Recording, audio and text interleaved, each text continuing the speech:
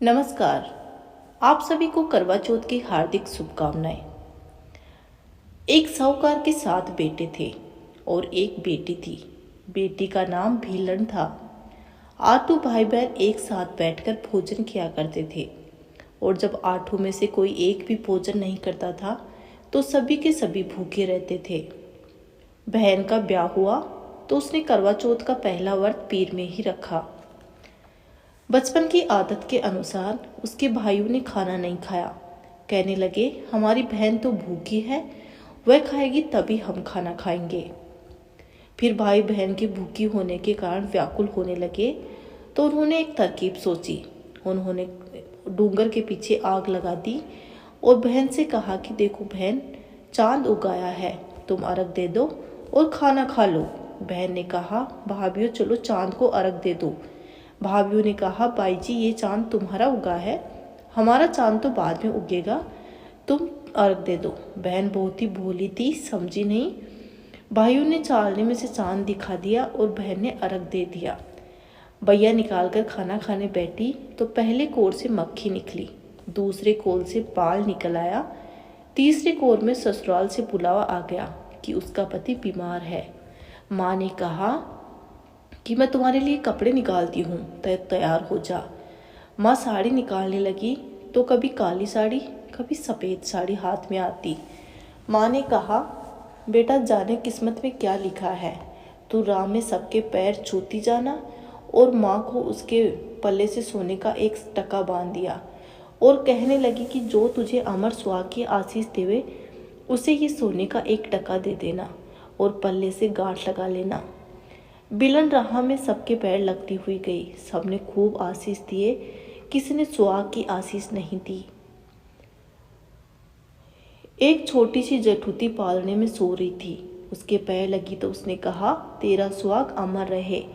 बिलन ने टका देकर पल्ले से झट से मोड़कर गांठ लगा ली। ससुराल पहुंची तो देखा कि उसका पति मरा हुआ पड़ा है। वह कहने लगी, इसको जलाने नहीं दूंगी। देवरानी जिठानी ने कहा, घर में लाश कौन रखने देगा। बिल्लर ने कहा, जंगल में झोपड़ी बनवा दो, मैं वहीं रह लूँगी। उसको जंगल में झोपड़ी बनवा दी और वहाँ रहने लगी। रहते रहते माँ की चोट आई और चोट माता गालियाँ निकालती कहर कोसती आई। 7 भाइयों की बहन भीलन बाई, पानी पा चालनी में चांद देखन पानी पा, डूंगर से लाया लगावनी पानी पा। बिल्लर ने चोट माता के पाँव पकड़ लिए और माता मुझे सुहाग दो तभी जाने दूंगी। माता ने कहा, मैं तुझे सुहाग नहीं दे सकती, मुझसे बड़ी तो बैसाखी की चोट आएगी, तू उसके पाँव पकड़ना। बैसाखी चोट आई, करण कोसती गालियाँ निकालती हुई। भीलर ने जल्दी से आई और चोट माता के पैर पकड़ लिए और कहा कि माता मुझे सुहाग दो। बैसाखी चौथ ने कहा कि मैं नहीं दे सकती, मुझसे बड़ी तो भादुड़ी चौथ आएगी, तू उसके पैर पड़ लेना। फिर भादुड़ी चौथ आई, करण कोसती गालियाँ निकालती। बिलर ने उसके पैर पकड़ लिए और कहा कि उस चौथ ने कहा कि मुझसे बड़ी तो करवा चौथ आएगी, तो उसके ही पाँव पकड़ना, उसके पाँव मत छोड़ना। छोड़ दिए तो फिर 12 महीने मुर्दे को सहना पड़ेगा, इसलिए करवा चौथ के पाँव तब तक मत छोड़ना जब तक कि तुझे सुहाग ना दे दे।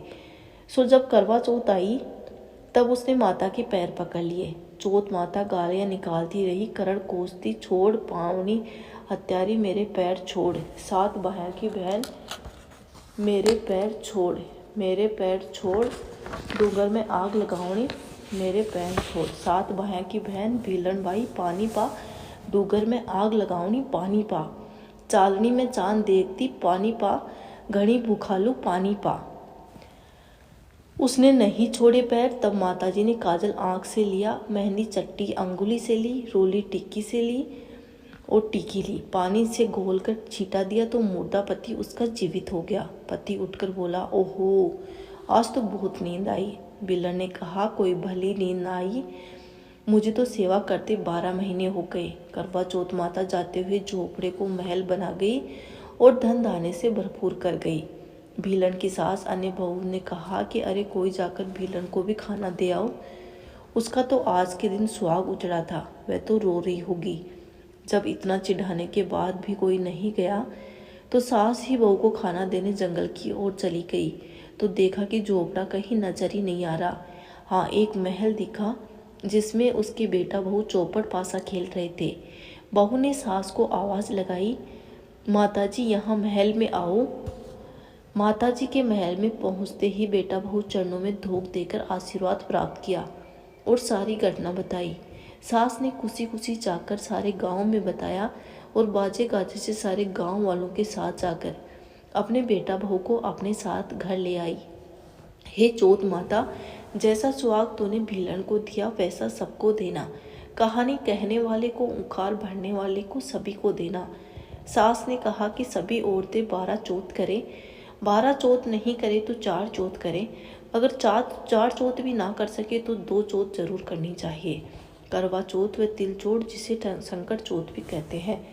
ये थी दोस्तों करवा चौथ की कहानी। आशा करती हूँ कि आपको ज़रूर पसंद आई होगी। बोली चौथ माता की जय।